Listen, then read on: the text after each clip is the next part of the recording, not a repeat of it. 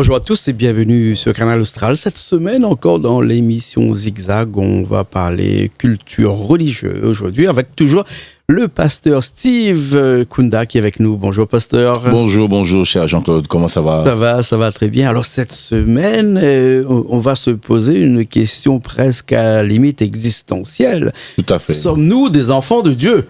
Oui, sommes-nous des enfants de Dieu? Parce que quand on a commencé à discuter un petit peu tout à l'heure, je me suis dit que si on n'est pas les enfants de Dieu, on est peut-être un enfant d'autre chose, mais on va parler de tout ça là dans cette émission-là. Comment on caractérise un enfant de Dieu? Comment qu'on caractérise un enfant de Dieu? En fait, tout comme humainement, par rapport au lien d'affiliation, il y a le lien de l'affiliation et le lien d'affiliation. C'est-à-dire le lien d'affiliation, c'est le lien de sang. Voilà, et c'est ça qui nous permet de qualifier l'enfant de un tel ou l'enfant de un tel. D'ailleurs, quand on parle de l'affiliation, en fait, c'est le lien qui permet, en fait, d'affilier un enfant à son père ou à sa mère. Et spirituellement, c'est la même chose. Parce que qu'est-ce qui nous identifie dans notre ADN en tant que fils de Jean-Claude? C'est le sang. Voilà. Aujourd'hui, s'il y a une femme qui arrive sur le plateau de Canal Austral qui dit moi j'ai 3 enfants avec Jean-Claude, j'ai 10 enfants avec Jean-Claude, sans qu'il le sache lui-même, la première question qui s'opposerait, allons vérifier que cet enfant ou bien ces enfants sont bien mes enfants. Oh, ouais. Et ce qu'on fait, c'est les tests ADN biologiques, voilà. L'affiliation. Voilà. Et spirituellement, c'est la même chose. Comment savons-nous que nous sommes enfants de Dieu? La vraie question à se poser, c'est est-ce que nous portons en nous l'ADN de Dieu? Et l'ADN se trouve dans le sang. Dans le sang, hein? Parce que pour être enfant de Dieu, on est enfant de Dieu ou on devient enfant de Dieu? Alors, très bonne question. On devient enfant de Dieu. Et si on remonte à la genèse des choses, lorsque Dieu créa l'homme, au départ, Dieu a créé l'homme en tant qu'enfant de Dieu. C'est-à-dire, l'homme, et ça c'est merveilleux, or là c'est vraiment quelque chose de merveilleux parce qu'il y a une image qui me vient, c'est l'histoire du sang contaminé, mais on va en parler dans la continuité. Lorsque Dieu a créé Adam et Ève, dans la Genèse, Adam et Ève étaient à l'image de Dieu et à la ressemblance de Dieu. Lorsqu'on parle de la ressemblance de Dieu, on parle de la nature. On parle de la nature. Et la nature, en fait, c'est la nature divine. Et la nature divine, c'est ce qui produit la filiation. C'est la nature du sang. Donc, lorsque Adam et Ève ont été créés, ils étaient en fait fils de Dieu. Ils étaient fils de Dieu, créés en tant que fils de Dieu, parce qu'ils avaient automatiquement en eux la nature de Dieu, l'ADN de Dieu. Et d'ailleurs, si je veux, dans la Bible, un peu plus loin, dans Genèse, chapitre 5, et il y a une petite nuance qui est faite dans la Bible par rapport à Adam et Ève. On nous dit, voici dans Genèse chapitre 5 au verset 1, voici le livre de la postérité d'Adam. Lorsque Dieu créa l'homme, il le fit à la ressemblance de Dieu. Vous voyez ce que je disais? La ressemblance, la nature de Dieu, parce que on ne peut que donner une espèce de sa nature. Je pense que si je fais un enfant aujourd'hui, ce n'est pas un coq qui sortira de l'utérus de mon épouse. Forcément, c'est un être humain, un enfant, une personne qui sera à mon image et à ma ressemblance. Voilà. Verset 2. Il créa l'homme et la femme, il les bénit, il les appela du nom d'homme. Lorsqu'il fut créé, Adam, âgé de, de 130 ans, engendra un fils à sa ressemblance. On nous dit clairement ici, lorsque Dieu créa, il le fit à la ressemblance de Dieu. Ça veut dire à l'image de Dieu, dans la nature de Dieu. Mais on nous dit après, lorsque Adam à son tour va faire un enfant, cet enfant ne sera plus à la ressemblance de Dieu, mais l'enfant sera à la ressemblance d'Adam. Alors pourquoi il y a cette nuance? C'est parce que quand Dieu a créé l'homme, l'homme était parfait. L'homme avait la nature de Dieu, il avait le sang, la vie de Dieu. Et il y a eu le péché qui a fait son éruption sur la terre par le serpent.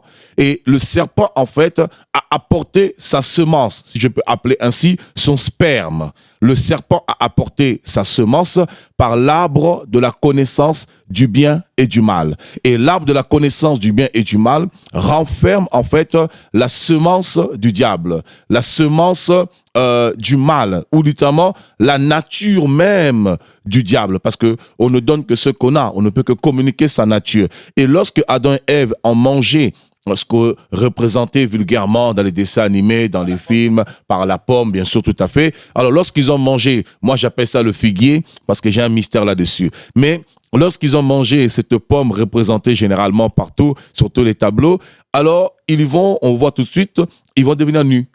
ils vont perdre la nature de Dieu, ils vont devenir nus et ils vont se rendre compte qu'ils sont nus. Donc la nudité, en fait, c'est le fait de perdre la nature de Dieu, la filiation avec Dieu. Et ils vont recevoir en fait une autre filiation, la filiation du diable, la nature du péché. Et à partir de ce moment, l'homme n'était plus à la ressemblance de Dieu. Et c'est pourquoi lorsque Adam, à son tour, fait un enfant, l'enfant ne sera pas à la ressemblance de Dieu comme le père le fit au départ, mais par contre, l'enfant sera à l'image d'Adam, c'est-à-dire l'homme dépourvu de la nature de Dieu. Et par conséquent, pour redevenir ou pour être de la nature de Dieu, devenir enfant de Dieu, maintenant il faut le redevenir. C'est ma question, parce que si Caïn et Abel, qui sont nés directement de Adam et Ève, ils sont pas enfants de Dieu directement, c'est un petit peu comme tu disais tout à l'heure, on ne naît pas enfant de Dieu, mais on le devient. Alors qu'est-ce qu'il faudrait pour devenir enfant de Dieu? Alors qu'est-ce qu'a fait Caïn et Abel pour devenir enfant de Dieu directement? Parce qu'ils sont pas nés enfants de Dieu, eux, à l'image de leur mère. Tout à fait. Et leur père. Tout à fait. Et ils sont nés à l'image de leur mère et leur père après la chute. Après la chute, parce que la mère et le père, ils se sont dénaturés. Voilà, ils sont dénaturés. Avant la chute, ils étaient à l'image de Dieu, ils ont été dénaturés. Et ça, c'est merveilleux ce que tu dis. Alors, qu'est-ce qu'il faut faire pour devenir enfant de Dieu? La Bible nous dit dans le livre de Lévitique, chapitre 17, au verset 11, la vie de toute chair, la vie de tout homme se trouve dans le sang. Voilà. Lévitique, chapitre 17, verset 11, la Bible nous dit, la vie de toute chair se trouve dans le sang. Donc, ça veut dire que toute vie, toute existence se trouve dans le sang, parce que le sang égale vie, et le sang égale âme. Alors, comment faire pour avoir la vie de Dieu? Comment naître de Dieu? Cela veut dire, il faut avoir le sang de Dieu. Alors, de la même manière que physiquement, lorsque un homme veut enfanter quelqu'un de sa ressemblance, il va rencontrer une femme, il y a une fusion qui va se faire, l'homme va déposer son sperme dans l'ovule de la femme, et ensuite le sperme, le spermatozoïde va atteindre l'ovule, ça crée l'ovulation, et puis les choses se démarrent, le mécanisme se met en place. Eh bien, c'est un peu la même chose, spirituellement. C'est-à-dire, le cœur de l'homme symbolise l'ovule. L'utérus. Le cœur de l'homme, c'est l'utérus. Et le sperme de Dieu, c'est la parole de Dieu. La semence de Dieu, c'est la parole de Dieu. Donc, lorsque l'homme entend parler de Dieu, c'est pourquoi la Bible nous appelle à évangéliser, à annoncer la bonne nouvelle. Lorsque l'homme entend la parole de Dieu et qu'il ouvre son cœur, il accepte Jésus, il y a fécondation. Et lorsqu'il y a fécondation, alors la personne devient ce que la Bible appelle une nouvelle créature, une nouvelle créature. Et lorsqu'on devient une nouvelle créature, on ne naît plus de la volonté de son père, de sa mère, de la chair, du péché, mais on devient officiellement enfant de Dieu.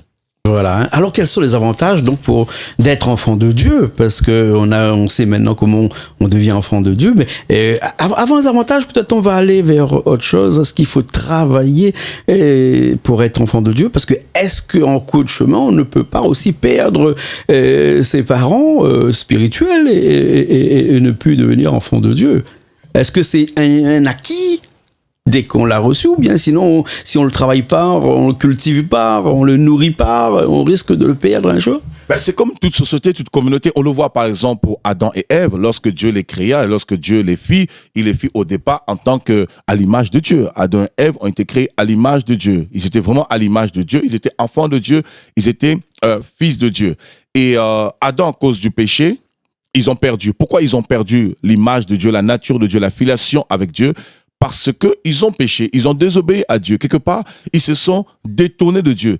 Et aussi sur le plan familial, sociétal, un enfant qui ne se soumet pas dans la maison, un enfant qui n'obéit pas à ses parents, qui se rebelle et qui quitte la maison, certes, il y a toujours la filiation qui est là, mais quelque part, il perd, en fait, comment dirais-je, l'honneur. Il perd l'honneur, il peut se retrouver à être déshérité par les parents. C'est-à-dire, la filiation sera toujours le lien du sang, on peut pas l'enlever, mais par contre, il peut se retrouver à perdre justement son héritage, pas en tant qu'enfant, en tant qu'héritier. Et spirituellement, c'est la même chose. Lorsqu'on accepte Jésus, dans Lévitique 17, verset 11, la Bible nous dit, car la vie de la chair est dans le sang. Et il va plus loin, il dit, je vous l'ai donné sur l'autel afin qu'il serve d'expiation pour vos âmes, car c'est par la vie que le sang fait l'expiation. Donc il dit la vie de toute chair est dans le sang. Alors comment nous, qui devenons enfants de Dieu, nous parvenons à devenir enfants de Dieu? J'expliquais le mécanisme. Jésus dit dans Apocalypse 3, verset 20, « Je me tiens à la porte de ton cœur et je frappe. Si quelqu'un entend ma voix et ouvre son cœur, je rentrerai chez lui, je souperai avec lui et lui avec moi. » Ça veut dire littéralement, lorsque le cœur s'ouvre, comme je l'ai dit, il y a cette semence qui vient, la parole de Dieu qui est une semence, puisque l'apôtre Pierre dit dans 1 Pierre chapitre 3 que la parole de Dieu est une semence non corruptible, mais une semence incorruptible. Or, le mot semence en grec donne germe, sperme, le mot semence. Donc, la parole de Dieu, une semence incorruptible. Donc, quand elle vient en nous, elle produit la vie, on devient enfant de Dieu. Mais lorsque nous devenons enfants de Dieu, comme tout enfant, nous avons aussi des devoirs, nous avons des obligations. Et ces devoirs, pour maintenir ce privilège que nous avons d'être enfants de Dieu, c'est de demeurer dans la parole de Dieu. Jésus a dit dans Jean chapitre 14, « Celui qui m'aime, c'est celui qui garde mes commandements. Et si vous demeurez dans mes commandements, alors vous avez la vie éternelle. » Et il y a des choses qui se passent au niveau extérieur et qui arrivent et qui disent, par exemple, moi je suis enfant de Dieu, et on va m'essayer de me corrompre pour faire en sorte que je ne suis plus enfant de Dieu. Est-ce que le mal aussi intervient dans ce cas-là pour faire en sorte que on n'est plus des enfants de Dieu? Bien sûr, le mal intervient parce que en fait, il n'y a rien de nouveau sous le soleil.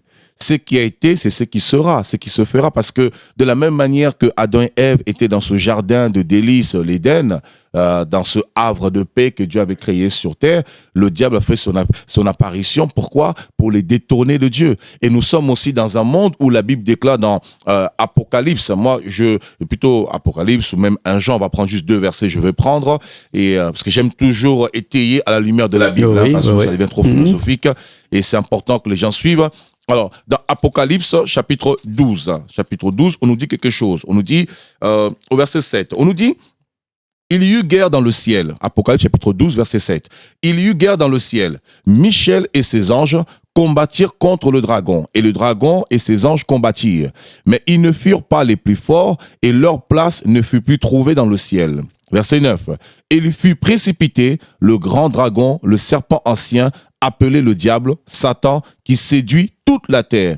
Il fut précipité sur la terre et ses anges furent précipités avec lui. » Là, nous sommes au verset 9 et je vais aller directement au verset 17. « Et le dragon fut irrité contre la femme, il s'en alla faire la guerre au reste de sa postérité, à ceux qui gardent les commandements de Dieu et qui retiennent le témoignage de Jésus. » On nous dit qu'il y avait une guerre au ciel. Là, on nous explique lorsque Satan a été chassé du ciel, parce que il s'était rebellé déjà contre Dieu au ciel. Et quand il fut précipité sur la terre, lui et ses anges. Donc, on nous dit Satan, en fait, c'est le serpent ancien. Donc, le serpent, c'est Satan. Satan, c'est le diable, c'est le dragon. Donc, au final, on retrouve toujours la même personne, mais qui se déguise à chaque fois. Voilà. Et je pense que la prochaine fois qu'on parlera des religions, on va arriver un peu là-dessus. Donc, à chaque fois, derrière le dragon se cache Satan. Derrière le serpent se cache Satan. Derrière le diable, c'est lui-même. Donc, il prend plusieurs formes, mais le fond reste le même. C'est le package. L'emballage change, mais le fond reste le même. Ben, c'est normal qu'il change l'emballage parce que il faut réussir à séduire les personnes. Et on nous dit clairement ici, c'est lui qui séduisait les habitants de la terre. Or, le mot séduire ici, en grec, veut dire planéo. Planéo veut dire détourner une personne de la vérité. Ou littéralement, détourner une personne du bon chemin ou du droit chemin. Et on nous dit ici au verset 17, que le dragon, Satan, le diable, le serpent ancien, et tous ses anges. Donc, tous ces anges, ce sont des démons. Donc, tous ces anges, en fait, se sont incarnés dans chaque mal que nous trouvons sur la terre. Et derrière chaque mal, le diable vient tenter l'homme. Il vient tenter particulièrement les enfants de Dieu, parce que il y a aussi les enfants du diable. Certainement, on va aborder le sujet. Et ils vont tenter spécialement les enfants de Dieu. Pourquoi? Parce qu'on voit bien, c'est pour séduire, les sortir du droit chemin de la vérité qui est Jésus. Exactement. Donc, si le diable est sur terre pour essayer, à la mesure de son possible, de faire en sorte qu'on n'ait plus des enfants de Dieu, c'est pour être des enfants du diable. Des enfants du diable. Oui. C'est pour faire en sorte que nous soyons les enfants du diable. Il y en a qui me diront, oui, mais ça n'existe pas, c'est du n'importe quoi, mais qu'est-ce qu'il raconte? Regardons sur Netflix. Regardons les Avengers. Il y a beaucoup de films actuellement qui se passent comme ça sur Netflix, pour pas faire de la pub pour Netflix, mais quand même, il y a énormément, on parle de plus en plus. On a l'impression que les réalisateurs, de plus en plus, sont inspirés. Ils sont inspirés. Ils sont inspirés par qui? Par leur père. Ils sont inspirés par leur père parce que de plus en plus, le diable se manifeste. Mais comme c'est un séducteur, il essaie de réussir en fait à habiller le mal, à rendre le mal bien. Et d'ailleurs, il y a un verset dans la Bible, dans Ésaïe chapitre 5, verset 20. C'est pas un pléonasme, rendre le mal bien. Bien sûr, bien sûr, bien sûr. Est-ce que le mal peut être bien? Non. Ou se donner l'apparence d'être bien? En fait, le bien est mal. Le mal est bien et le bien est mal. Parce que si on retourne même à l'origine, c'est ça la force du diable. C'est ça la force. Je connais les Chinois avec la boule blanche et la boule noire entremêlées, le yin et le yang. C'est ça la force. C'est un petit peu l'image qu'on veut se donner aussi du bien et du mal pour nous, les Européens. Le noir, le diable, le blanc, Dieu. Et c'est un mélange des deux. Et les deux, c'est tout le temps en train de se bagarrer pour essayer d'avoir un équilibre. Voilà, exactement. Alors, je pense qu'on abordera peut-être le sujet là-dessus, cette affaire du noir et du blanc. Et je pense que ça va choquer plus d'un. Parce que lorsque on parlera sur ce plateau de cette lutte entre le blanc et le noir, cette lutte civilisationnelle, espèce humaine, race humaine, et je pense quand on en parlera, ça choquera plus d'un, parce qu'on découvrira véritablement que le premier homme sur la terre, c'était un noir. La plus grande armée au monde sur la terre, qui était composée de 1 million de soldats, c'était les Kouchis, c'était les Éthiopiens. Et c'est marqué noir sur blanc dans la Bible. C'était la plus forte armée au monde, composée de 1 million de soldats, avant même la Chine aujourd'hui. Mais c'est une parenthèse. On reviendra après là. Autrefois. Pour l'instant, on est sur l'enfant de Dieu, et puis sur ce mal qui veut nous incarner pour faire en sorte qu'on n'est plus des enfants de Dieu. Tout à fait. Oui. Et dans ce que tu disais, on nous dit ici, malheur à ceux qui appellent le mal bien et le bien mal, qui changent les ténèbres en lumière et la lumière en ténèbres, qui change l'amertume en douceur et la douceur en amertume. Et c'est ça en fait le piège du diable. Il a réussi à nous inventer un concept ésotérique, philosophique, soi-disant de bien-être, où il faudrait un mélange de bien et de mal pour permettre à l'homme d'avoir un équilibre. Et cet équilibre lui permettrait justement d'être en paix avec soi-même et en phase avec la société.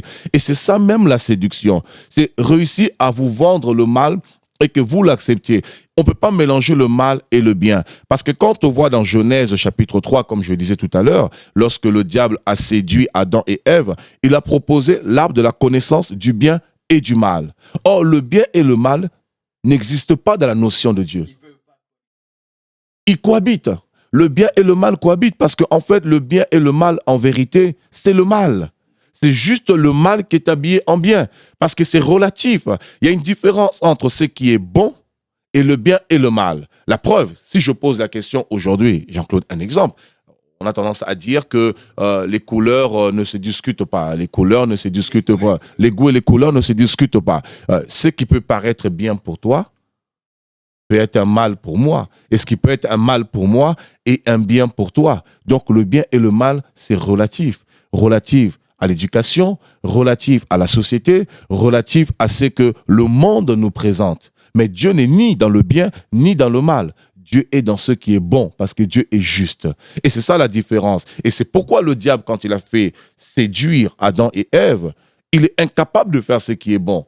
Il leur propose l'arbre de la connaissance du bien et du mal, le yin et le yang. C'est pourquoi je disais qu'il n'y a rien de nouveau sous le soleil, parce que tout se trouve depuis la genèse de la Bible. Donc, ce qui fait que aujourd'hui, on le voit dans la société, par exemple. Hier, on condamnait, par exemple, le lesbianisme. On condamnait, par exemple, tout ce qui était contre nature, par exemple. Hier, farouchement. Et aujourd'hui, cela est devenu normalisé, la norme de la société, accepté, entrer dans les mœurs. Et aujourd'hui, même si vous combattez cela ou vous vous opposez à cela, c'est vous qui encourez une peine de prison et une grosse amende. Donc, c'est pour montrer en fait la notion du bien et du mal, c'est relative aux mœurs de la société. Et qui inspire souvent ces mœurs de la société, comme on l'a si bien dit par rapport aux réalisateurs des films, c'est leur père. Alors, dans Apocalypse, dans 1 Jean chapitre 5, verset 19, Jean-Claude, la Bible nous dit: le monde entier est sous la puissance du mal. Lorsqu'on parle de la puissance du mal, on parle du pouvoir et de l'influence. Donc, le monde étant sous la puissance du mal, à cause de notre aïeux, notre père Adam, puisque c'est Adam qui avait la domination sur la terre. Lorsque Adam a péché, malheureusement, le diable a récupéré cette domination. Et comme Adam régnait sur la terre, et bien, comme il a été assujetti au bien et au mal, donc à la semence du diable, le dragon, le serpent ancien, et bien, le serpent ancien a dominé sur Adam. Et en dominant sur Adam, il a dominé aussi automatiquement sur la nature et un petit peu sur une partie de la création. Donc, ce qui fait qu'il a imposé ses règles. Il a imposé ses règles, il a insufflé des lois aux hommes dont eux-mêmes sont incapables d'accomplir. Parce que souvent, nous avons des politiciens qui nous dirigent sans jeter l'anathème sur les politiciens, surtout qu'on est en période, sans jeter l'anathème sur les politiciens. Mais on verra bien souvent que les premiers corrompus, ce sont les législateurs.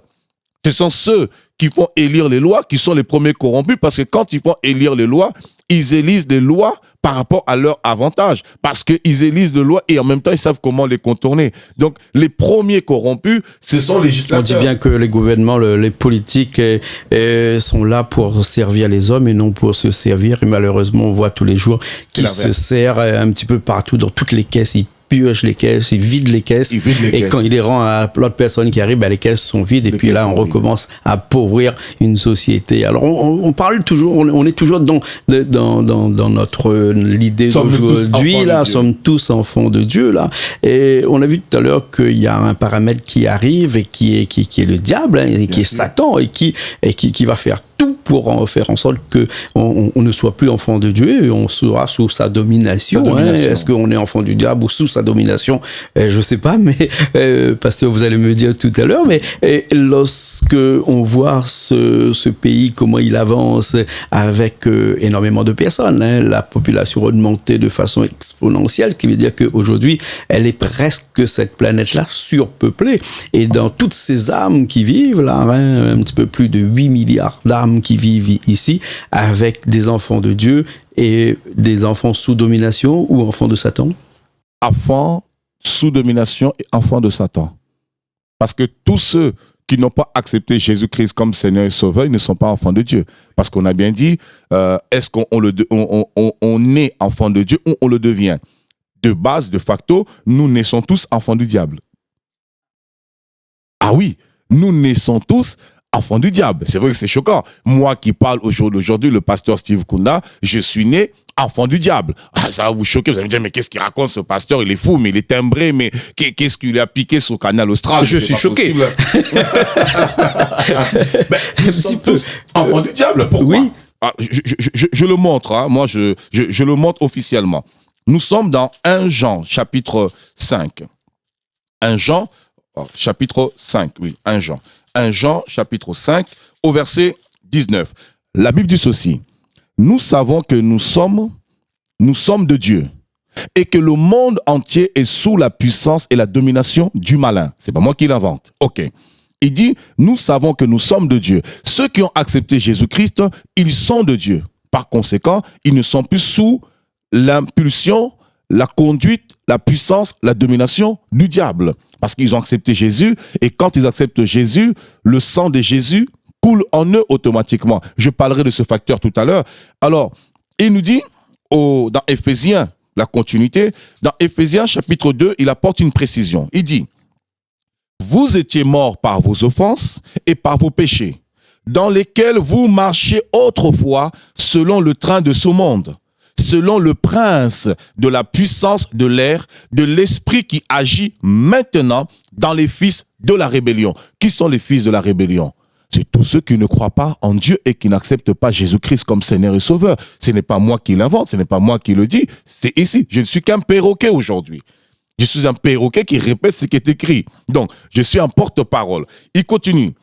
Nous tous, il dit bien, nous tous qui avons Jésus-Christ aujourd'hui, nous étions de leur nombre.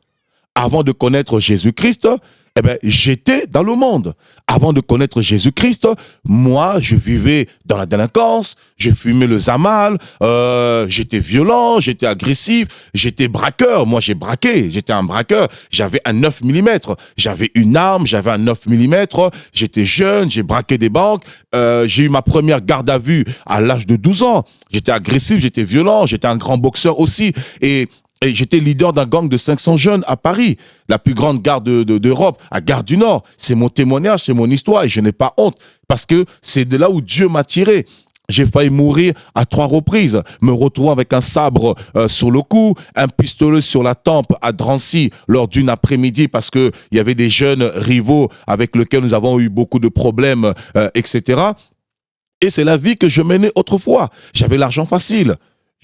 À l'époque, c'était en francs, j'étais jeune, moi, à 14 ans, je roulais en BM série 3 sur l'A86, sans permis. J'avais l'argent facile. Je pouvais dépenser 10 000 francs dans une journée, gratuitement, parce que j'avais un réseau, des jeunes qui dealaient pour moi, qui vendaient de la drogue pour moi. J'avais l'argent facile. Et toute cette vie-là mondaine, c'est la semence du train de ce monde. Et la Bible dit, nous étions de leur nombre. Et nous vivions autrefois selon les convoitises de notre chair, accomplissant les volontés de la chair et de nos pensées. Et nous étions par nature des enfants de colère comme les autres. Mais nous qui avons accepté Jésus maintenant, Dieu, qui est riche en miséricorde à cause du grand amour dont il nous a aimés, nous qui étions morts par nos péchés, il nous a rendus vivants avec Christ. Et c'est par la grâce que vous êtes sauvés. Voilà. Donc, nous marchions sur le train de ce monde. Et comme le monde est sous la puissance du diable, sous la puissance de Satan, la politique est sous la puissance de Satan. C'est pourquoi, par exemple, il y a des personnes, d'ailleurs, j'aime bien Monsieur Hollande qui était clairvoyant, qui était transparent. Lorsqu'on lui a posé une question, à l'époque, il y avait beaucoup de journalistes qui posaient la question à Monsieur Sarkozy s'il était franc-maçon. Il n'osait jamais le dire. Et puis, il y avait Monsieur Alain Bauer qui a osé le dire officiellement, qui travaille à la synergie au niveau de la police, qui a osé dire clairement, oui, Monsieur Sarkozy est notre frère. Et un jour, ils ont interviewé Monsieur François Hollande. Il était sincère en disant, vous savez, aucun président au monde ne peut accéder à ce stade sans être franc-maçon. Et c'est pourquoi, pour arriver à certains stades dans la société, il faut malheureusement suivre un courant, suivre une tendance. Et derrière beaucoup de ces choses, c'est le diable qui a insufflé, c'est le diable qui organise. Les gens voient ça comme une philosophie, les gens voient ça comme un moyen de créer un réseau, comme un moyen d'être fort. Mais malheureusement, derrière tout ça, c'est le diable qui règne. Et c'est pourquoi, lorsque Jésus a fait 40 ans dans le désert, dans Luc, chapitre 4, versets 1 à 3, Matthieu, chapitre 4, versets 1 à 3, lorsque Jésus a fait 40 jours dans le désert, on nous dit qu'il a été tenté par le diable. Et on nous énumère, en fait, les 3 types de tentations qu'il a eues. La première tentation, il lui dira, si tu es fils de Dieu, ordonne que ces pierres deviennent du pain. Donc, on voit que la première tentation où le diable arrive à attraper les gens, c'est par la nourriture. Parce qu'il sait que l'homme a besoin de la nourriture. La nourriture est vitale. La deuxième des choses, c'est la religion. Il dit à Jésus, si tu te prosternes devant moi et tu m'adores, je te donnerai tous les royaumes de la terre. Donc on voit que le diable cherche à se faire adorer. Et comment le diable réussit à se faire adorer? Au travers de religions. Mais ça, c'est une parenthèse qu'on ouvrira la prochaine fois quand je parlerai de l'origine de toutes les religions du monde, bouddhiste, taoïste, shintoïsme. Et je voulais rebondir là-dessus depuis tout à l'heure. Il y a une expression que peut-être pas d'actualité ici, mais c'est une expression, je suis obligé quand même de la citer. On se dit souvent qu'on fait l'avocat du diable, mais je vais essayer, moi, là, le faire l'avocat du diable, c'est-à-dire que je vais essayer de poser une question pour mieux comprendre. Hein. D'accord. Et un jour, on expliquera, c'est l'expression l'avocat du diable, hein, mais en fait, là, moi, je voulais savoir, parce que si on est enfant de Dieu, parce qu'on est diable, on est enfant de diable, hein, et on devient inconsciemment et consciemment. Oui. Il y en a, sont par nature, parce qu'on a nature pécheresse, et il y en a, quand ils grandissent, ils font encore plus le choix volontaire de servir le diable par des pactes, des alliances. Voilà, exactement. Et si donc pour devenir enfant de Dieu, il faut aimer Jésus-Christ, il faut l'adopter. Et on parle de religion là, mais là ça c'est le catholicisme, ça. Hein. Mais si on est bouddhisme, si on est dans une autre religion qui a 1 milliard de personnes comme le Tamoul par exemple, ou bien l'islam qui a 2 milliards un petit peu plus de 2 milliards de personnes. Et ça se passe comment? C'est-à-dire que eux, c'est une autre façon encore, ou bien sinon on est tous pareils. C'est-à-dire qu'on est tous sur cette terre-là, enfants de diable, et on devient parce que il faut absolument être catholique pour pouvoir devenir enfant de Dieu. Bonne question. Très bonne question. Alors là, je pense que l'émission risque vraiment de se prolonger, de faire des prolongations. On a encore quelques minutes. Parce que tu as touché à un point sensible. J'ai bien dit, toutes les religions viennent de quelque part. Là, on voit, tu as bien dit, dans Jésus, pendant 40 jours, était entré dans le désert. La proposition du diable, la proposition indécente du diable, c'était quoi? Si tu te prosternes devant moi et tu m'adores, je te donne tous les royaumes de la terre. Et il précise bien, car cela m'a été donné. Qui a donné les royaumes de la terre à Satan? C'est Adam. Puisque c'est Adam qui avait l'autorité sur la terre. Quand il a péché, il est devenu esclave du péché, puisque la Bible dit dans 2 Pierre chapitre 2, verset 19, chaque personne est esclave de ceux qui a triomphé de lui.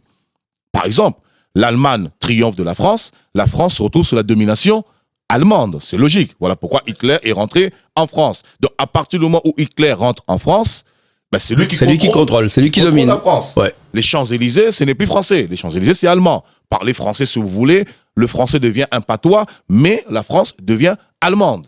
Les Champs-Élysées, les Champs de Mars, le Louvre, tout ce que vous voulez, monuments français ou pas, bâtis à 8 siècles en arrière, tout ça devient allemande sous domination, contrôle allemande. À quel moment les Allemands ne pourront plus dominer sur la France? Lorsque les Allemands seront chassés. D'où le général de Gaulle est parti à Londres, il a fui, chercher les alliés pour libérer la France. Eh bien, l'homme, c'est pareil. Lorsque Adam a péché, il est devenu esclave du diable. Sauf que la seule différence, l'homme étant esclave du diable, il n'y a aucun homme sur la terre pour avoir un allié pour le sortir de l'esclavagisme, de la domination démoniaque, de l'influence satanique du diable. Alors Dieu, voyant cela, que l'homme est condamné à la perdition, il dit c'est pas possible. L'homme que j'ai créé à mon image, j'aime l'homme, je l'affectionne, j'ai de l'amour pour l'homme. Il y a un lien d'affiliation. Et c'est comme toi, lorsque tu as un enfant qui fait des bêtises, bon, ça te chagrine, ça te nerve, ça te fatigue, mais tu as envie de rattraper cet enfant. Eh bien, Dieu, c'est pareil. Il veut nous rattraper. Il dit, comment faire pour rattraper ses enfants? Il dit, comme je ne trouve personne, parce que la Bible dit dans Romains chapitre 3 au verset 10, il n'y a pas un seul juste sur la terre. Il n'y a pas un seul qui fasse le bien selon Dieu. Alors, par conséquent, Dieu dit, ben moi-même, je veux revêtir un corps humain et mon sang, comme il est pur, parce que le problème, c'est le problème du sang, parce que la filiation, c'est le sang. On hérite le péché par le sang, on hérite la malédiction par le sang, on hérite les liens familiaux par le sang, on hérite les liens héréditaires. Ça, c'est reconnu dans la médecine quand même. Après, on peut en parler spirituellement, par le sang. Alors, le seul moyen de libérer l'homme, il faut une personne qui soit plus forte. Or, pour être plus fort, il faut que le sang soit plus fort. Alors Dieu, il prend la forme humaine par la personne de Jésus-Christ. Il va être tenté comme tous les hommes, mais à l'instar de tous les hommes, lui, il va dominer sur le péché. Il va dominer sur le mal. Il va être tenté. Il ne commettra pas de péché. Et par conséquent, comme il n'a pas commis de péché, il est vainqueur du mal. Et comme il est vainqueur du péché, tous ceux qui croient en lui, il lui donne la force de dominer. C'est un peu comme les alliés. Lorsque les alliés sont venus, de Gaulle a appelé les alliés ont réuni leurs forces. Comme ils ont dompté Hitler, à partir de cela, ils ont la capacité de remettre la France entre les mains de Gaulle. Mais qu'est-ce qu'on fait des autres religions? Toujours ma question. Les autres religions, mais je suis entièrement d'accord. Les autres religions, qu'est-ce qu'on en fait? Eh bien, les autres religions, je les appelle à chercher Dieu. Je les appelle à chercher Jésus. Je vais te donner une réponse merveilleuse dans la Bible. La seule façon de donner une belle réponse, je ne fouille pas la question parce que nous aurons certainement une autre émission qui va traiter la thématique parce qu'elle est très très profonde. Oui, parce exactement. Que, j'ai un livre, je suis en train d'écrire justement, je suis en train d'écrire un livre sur toutes les religions. Tamo, taoïsme, shintoïsme, shivaïsme, christianisme, l'islamisme. Je suis en train, jusqu'au même, je remonte même jusqu'aux Sumériens, à l'époque des Babylone, des Sumériens, tout ça, etc. Donc, c'est un livre que je suis en train d'écrire et je parle de l'origine de toutes les religions. Toutes les religions ont une seule origine. Voilà pourquoi on a beaucoup de religions. On retrouve certaines choses qui sont similaires.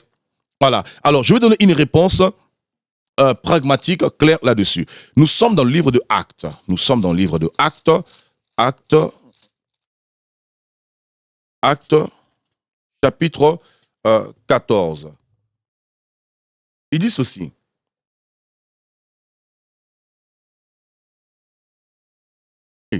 je suis dans Jean ici, excusez-moi, je suis dans Jean. Alors, Actes chapitre 14. Alors, on va se dire, mais les autres religions, qu'est-ce qu'on doit faire des autres religions? Les autres religions, ce qu'ils doivent faire, c'est accepter Jésus simplement et croire en Jésus. Parce que la Bible dit, il n'y a de salut qu'en Jésus seul. Je prends ici Actes chapitre 14. On nous dit ceci. Nous aussi, nous sommes des hommes de la même nature que vous et vous apportons une bonne nouvelle. Nous vous exhortons à renoncer à ces choses vaines. Voilà, ici, bon, c'est un peu long, mais on va lire juste, je ne vais pas tout lire. Les gens, pour ceux qui ont une Bible éventuellement, ils vont lire le verset 9 jusqu'au verset 18. Donc moi, je suis au verset 15. C'est criant, hommes, pourquoi agissez-vous de la sorte? Nous aussi, nous sommes des hommes de la même nature que vous et vous apportons une bonne nouvelle. Nous vous exhortons à renoncer à ces choses vaines. C'est quoi ces choses vaines? C'est les statues, les divinités que ces personnes avaient, les idoles que ces personnes avaient, puisque Paul leur dit, mais je vous trouve très religieux. Dans votre ville, je vois même, une statue et une dévotion à un Dieu inconnu. Eh bien, le Dieu inconnu que vous ne connaissez pas, c'est celui que je vous prêche, il s'appelle Jésus. Et il continue. Nous vous exhortons à renoncer à ces choses vaines pour vous tourner vers le Dieu vivant, qui a fait le ciel, la terre, la mer et tout ce qui se trouve. Ce Dieu, dans les âges passés, a laissé toutes les nations suivre leur propre voie, quoiqu'il n'ait cessé de rendre témoignage de ce qu'il est, en faisant du bien, en vous dispensant du ciel, les pluies et les saisons fertiles, en vous donnant la nourriture avec abondance et en remplissant vos cœurs de joie. À peine purent-ils par ces paroles empêcher la foule de leur offrir un sacrifice. Donc, ici, il dit clairement que vous devez vous détourner de ces choses vaines, ces idoles, les traditions que vous avez héritées de vos pères, les coutumes, les dévotions, toutes ces choses, pour vous tourner vers le Dieu vivant. Et tout à l'heure, j'ai bien dit, ce Dieu vivant s'est révélé aux hommes par la personne de Jésus, puisque aucun homme pouvait sauver l'homme. Il a pris une forme humaine et en prenant une forme humaine, il est venu pour nous sauver du péché. C'est pourquoi la Bible dit, dans Actes, toujours, chapitre 4, je viens rapidement, dans Actes chapitre 4, au verset 12, « Il n'y a de salut en aucun autre nom, car il n'y a sous le ciel aucun autre nom qui a été donné parmi les hommes, par lequel nous devrions être sauvés. » Et ce nom, c'est qui? C'est le nom de Jésus. Donc, les autres religions, je leur en veux pas, c'est l'ignorance, parce que ici, on nous dit dans Éphésiens 2, quand j'ai fait la lecture, que le monde entier est dirigé par la puissance du malin et que nous étions morts par nos offenses parce que on suivait le train de ce monde. Tous, lorsque nous naissons avec le péché originel, qui est la semence, la nature du diable, qui fait que nous devenons par facto enfants du diable. Et après, nous devons faire le choix d'accepter Dieu pour ne plus être sous la domination du diable, pour être enfants de Dieu. Et il nous montre clairement que nous qui avons accepté Jésus, nous étions aussi de leur nature. Parce que nous ne connaissons pas Dieu. Et comme on ne connaissait pas Dieu, on adorait des idoles, on adorait des divinités, on adorait des statues. Écoutez, mon cher Jean-Claude, dites-moi quand même, avec le bon sens que tu as, avec la sagesse, l'intelligence, les facultés, les capacités que vous avez, mon cher Jean-Claude, si moi, je crée ce micro, je le fabrique, moi, le pasteur Steve Kunda, je fabrique ce micro, et ensuite je le prends, je le mets devant moi-même, et je me prosterne devant ce micro. Je te pose la question, mon cher Jean-Claude, entre le micro et moi qui l'ai fabriqué, qui est plus grand? En tout cas, le micro, il n'est pas Dieu, hein. Okay. Pourquoi se prosterner devant un micro, même si on l'a fait, okay. Hein? D'accord. Je suppose que j'adore Dieu. Voilà, on va dire que ça c'est Marie dans le catholicisme. On va dire, voilà, c'est une manière de dire quoi? C'est pour une manière de dire comment je peux croire que le Dieu qui a créé le ciel et la terre, je le fabrique moi-même, ce micro, où je fabrique cette idole. Une représentation de Dieu, c'est moi qui la fabrique et je me prosterne devant la représentation. Ça n'a aucun sens. Parce que par rapport à l'objet qui a été créé, c'est moi le concepteur. Mais il faut dire que depuis des siècles et des siècles, les gens ont fait comme ça. Peut-être que l'esprit a évolué maintenant et que beaucoup de mœurs ont changé. Mais avant, c'était peut-être la seule façon de penser que le Dieu existe dans quelque chose qui est physique, hein, puisque on croit que ce qu'on voit. Donc du coup, on peut mettre une pierre. Hein, les tamouls, ils mettent une pierre. Hein, et ben il y a d'autres qui mettent une croix aussi. Les catholiques, hein, on est devant la Vierge Marie aussi, hein, une statue aussi. C'est une erreur. Beaucoup de religions. Enfin, il y a quelques religions qui n'ont rien. Hein. Un bouddhisme, par exemple, ils ont pas. Machin, c'est plutôt à l'intérieur d'eux que ça se passe. Oui, voilà. On a le chapelet. Dans l'islam, par exemple, il y a le chapelet, mais il y a pas de représentation. Voilà. Il y a la Mecque, il y a la Médine, il y a Kaaba, il y a la Kaaba. On a besoin tous de se rapprocher ou de s'accrocher à quelque chose pour croire et mieux croire, ou enfin mieux croire peut-être n'est pas le mot juste, mais en tout cas pour se dire que on est devant quelque chose. Peut-être qu'on s'adresse pas à ce micro-là, hein, si on parle de ce micro-là, mais en le regardant, hein, on s'adresse directement à Dieu, et ce micro n'est que l'intermédiaire entre la personne et Dieu. Et cet intermédiaire-là, peut-être aussi que on pourrait prendre n'importe quoi. Peut-être pas un cochon, mais parce que lui va bouger, il va nous déséquilibrer, mais on peut prendre un bout de bois, on peut prendre une pierre, on peut prendre de l'or. Hein, je comprends. Je pense. Je pense qu'on peut. Alors on est toujours on va finir l'émission, parce qu'il y a Richard qui me dit de l'autre côté qu'on arrive à la fin de l'émission. Hein, et on est enfants de Dieu. Hein, on est tous enfants de Dieu. Ça, c'était la question qu'on a posée au début de cette émission. Est-ce qu'on le devient? Ça, on le sait avec vous, pasteur, qu'on le devient. Mais est-ce que de temps en temps, on peut partir et puis après, on prend conscience et on revient? Est-ce qu'on peut ensuite retomber dedans? Un petit peu comme les gens qui fument de la cigarette et qui arrêtent et qui reprend, ou l'alcool qui arrête et qui reprend, qui arrête et qui reprend, qui fait un petit peu le yo-yo avec le bien, le mal. Tout le temps, la vie est faite comme ça. C'est une onde qui avec des pointes et des bas tout le temps, pour peut-être in fine, au bout de leur vie, essayer de trouver vraiment le bien. Est-ce que la vie de tous les jours, c'est ça? La vie de tous les jours, je dirais, c'est pas ça. C'est pas ça, parce que c'est comme si... Pour le plus grand nombre. Hein. C'est comme si je disais, j'aime ma femme, mais bon, de temps en temps, je vais chez la voisine. Lundi, je vais chez la voisine. Mardi, je reviens chez ma femme. Mercredi, chez la voisine. Non, il y a un moment, il faut se positionner.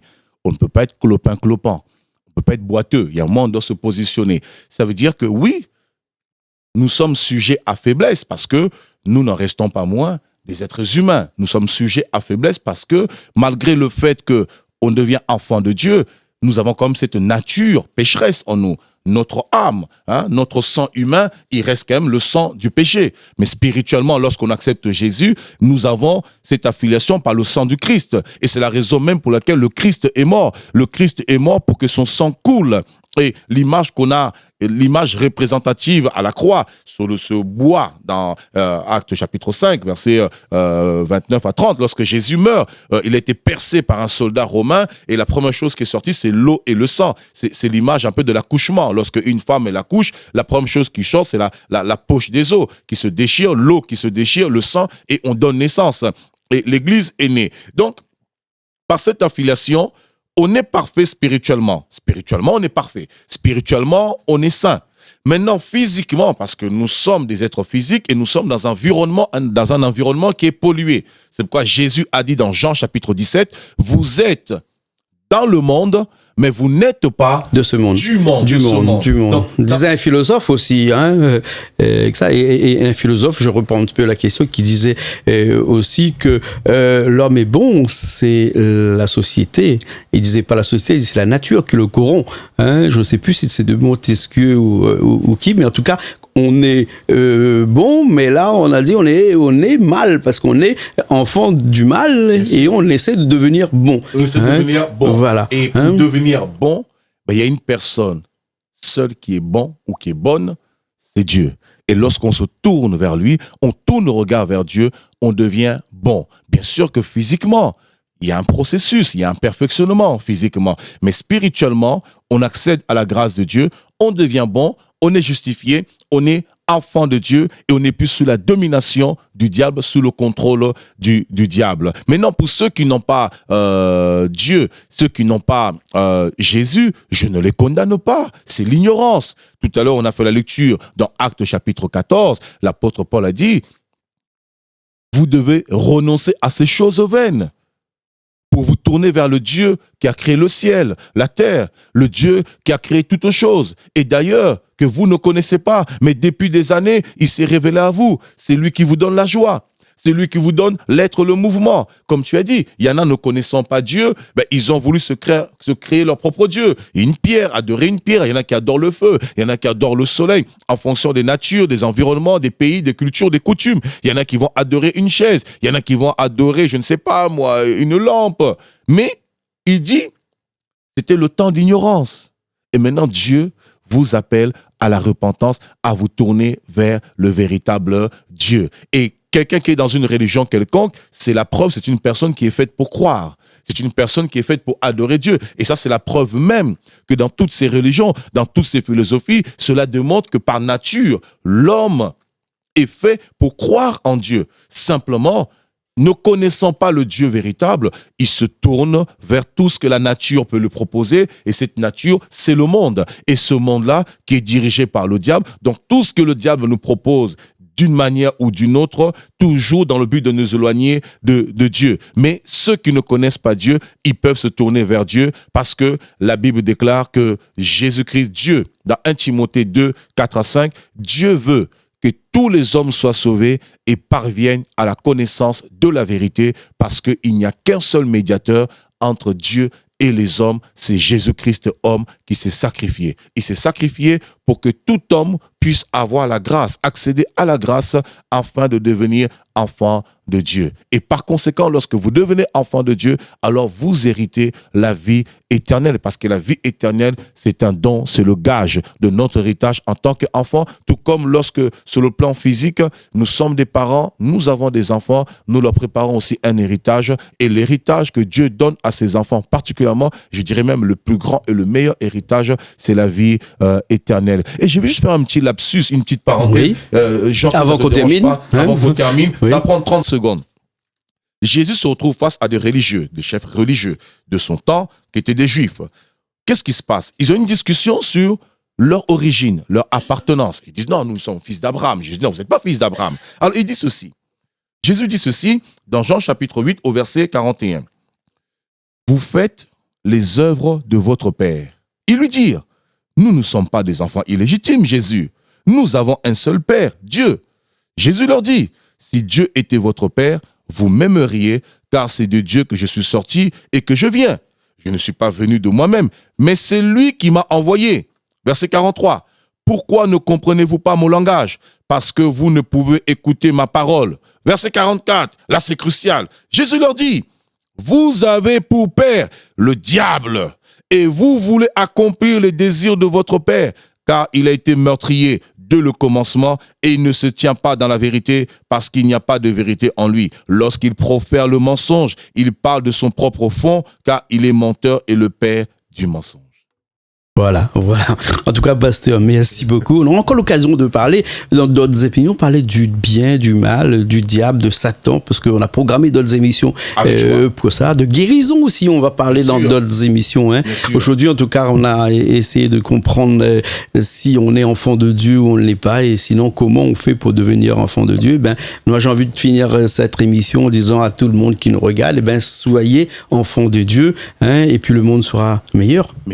Meilleur, le monde sera meilleur. Et je vous dirai, si je peux avoir ce mot de la fin, merci en tout cas, c'est à tous ceux qui l'ont reçu, comme dit la Bible dans Jean 1,12, à tous ceux qui croient en son nom, Dieu leur donne le pouvoir de devenir enfants de Dieu. Si vous avez une Bible dans votre maison, vous lirez Jean chapitre 1 au verset 12 à 13. À tous ceux qui ont reçu la parole de Dieu, à tous ceux qui croient au nom de Jésus, Dieu leur donne le pouvoir de devenir enfants de Dieu, lesquels qui sont nés, non plus du sang paternel, non plus de la volonté de la chair, du péché, non plus de la volonté de l'homme, mais de la volonté de Dieu. Merci en tout cas, Jean. Merci beaucoup, pasteur. Nous, on se retrouve le mois prochain dans une autre émission, toujours sur ces thèmes-là. Et puis après, on se retrouve la semaine prochaine dans une nouvelle émission Zigzag, toujours sur Canal Austral, bien entendu. Allez, à la semaine prochaine.